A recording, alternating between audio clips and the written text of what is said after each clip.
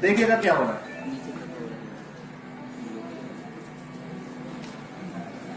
दिख रहा है आपको? Yes sir. क्या हो रहा है? पानी के साथ लाइट बेंड हो रही है।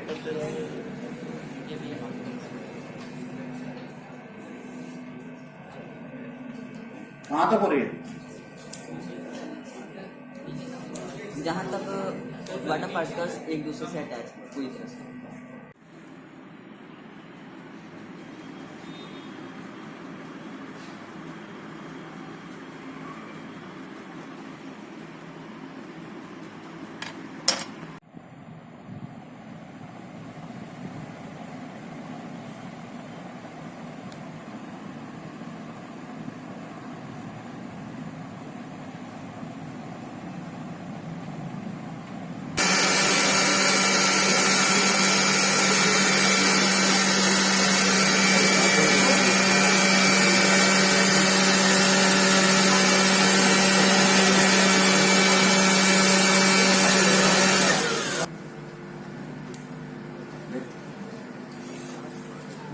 क्या हो रहा है?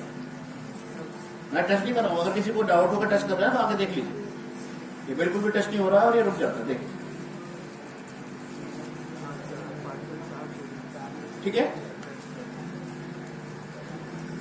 इसका कारण क्या है? ऐसा मॉडल है जो बच्चों को पृथ्वी की और चंद्रमा की दोनों की गति को समझाने के लिए बनाया गया है कि किस तरह से पृथ्वी अपने अक्ष पर घूमती है और किस तरह से वह सूर्य के चारों तरफ चक्कर लगाती है। इसी प्रकार चंद्रमा पृथ्वी के चारों तरफ किस तरह से चक्कर लगाता है, साथ ही साथ वो सूर्य का भी चक्कर किस प्रकार से लगाता है। यह पृथ्वी है जो अपने अक्ष पर घूमते हुए दिन और रात उत्पन्न करती है। ये 24 घंटे में एक रोटेशन कंप्लीट करती है, जिससे दिन और रात होते हैं।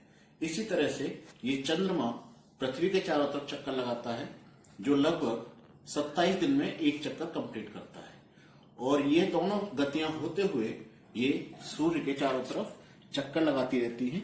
जिस तरह से दिन रात भी होते हैं, चंद्रमा भी घूमता है और हमारा रिवॉल्यूशन की वजह से मौसम भी चेंज।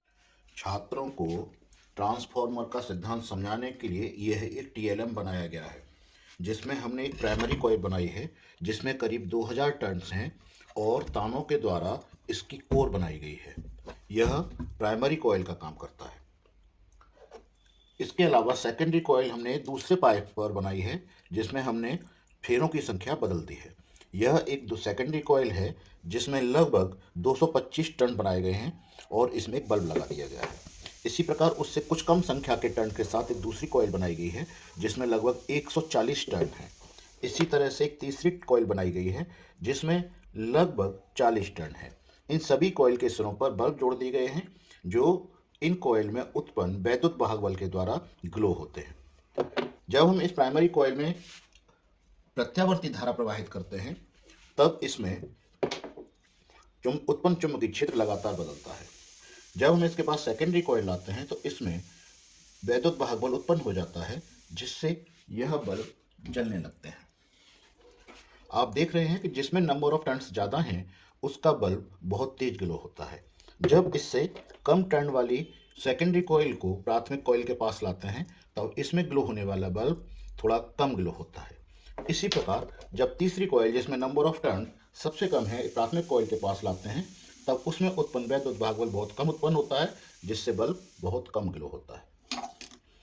इसी प्रकार इस प्राथमिक कॉइल के ऊपर जब हम एक एल्यूमिनियम रिंग लाते हैं तो वह ऊपर फ्लोट करने लगती है, अर्थात तैरने लगती है, जो इस रिंग में उत्पन्न भंवर धाराओं के कारण होता है। इस प्रकार हम इस कॉइल के द्वारा सेकेंडरी कॉइल में उत्पन्न वैद्युत वाहक बल और एल्यूमिनियम रिंग में उत्पन्न होने वाली भंवर धाराओं के बारे में छात्रों को समझा सकते हैं। हम यह जानते हैं कि जब किसी कुंडली से संबद्ध चुंबकीय फ्लक्स में परिवर्तन होता है तब वैद्युत चुंबकीय प्रेरण द्वारा उस कुंडली में प्रेरित वैद्युत वाहक बल उत्पन्न हो जाता है, जिसको प्रदर्शित करने के लिए हमने यह प्रेरण कुंडली बनाई है, जिसमें कॉपर के इंसुलेटेड तारों के लगभग 700 चक्कर एक बोर्ड मार्कर के ऊपर बनाए गए हैं। जब इस बोर्ड मार्कर के अंदर न्यूडीनियम मैग्नेट डाल दी जाती हैं और इसके बाद इस कुंडली को हिलाया जाता है, तब इस कुंडली से संबद्ध चुंबकीय फ्लक्स में परिवर्तन होता है, जिससे उत्पन्न प्रेरित वैद्युत वाहक बल के द्वारा यह दोनों एलईडी जलने लगती हैं। हम यह जानते हैं कि जब चुंबकीय फ्लक्स परिवर्तन की दर अधिक होती है तब उत्पन्न प्रेरित वैद्युत वाहक बल का मान कम होता है, जिससे समांतर क्रम में लगी यह केवल लाल एलईडी ही जलती है। जब हम इस मार्कर को तेजी से लाते हैं तब इस कुंडली से संबद्ध चुंबकीय फ्लक्स में परिवर्तन की दर अधिक हो जाती है और अधिक वैद्युत वाहक बल उत्पन्न होता है, जिससे यह नीली एलईडी भी जलने लगती है। और ऐसा इसलिए होता है क्योंकि लाल एलईडी ई को जलने के लिए केवल 1.8 वोल्ट की आवश्यकता होती है, जबकि नीली एलईडी को जलने के लिए लगभग 3.3 वोल्ट की आवश्यकता होती है। इस प्रकार हम यह प्रदर्शित कर सकते हैं कि प्रेरित वैद्युत वाहक बल का मान चुंबकीय फ्लक्स में परिवर्तन की दर के अनुक्रमानुपाती होता है।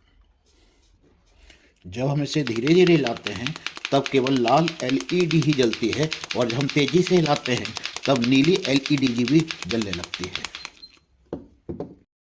विद्युत चुम्बकीय प्रेरण द्वारा परिवर्तित चुंबकीय क्षेत्र में धातुओं में उत्पन्न होने वाली भंवर धाराओं को स्पष्ट करने के लिए हमने यह एक एल्यूमिनियम का पाइप लिया है जो अंदर से खोखला है। साथ ही 2 न्यूडीनियम मैग्नेट्स लिए हैं।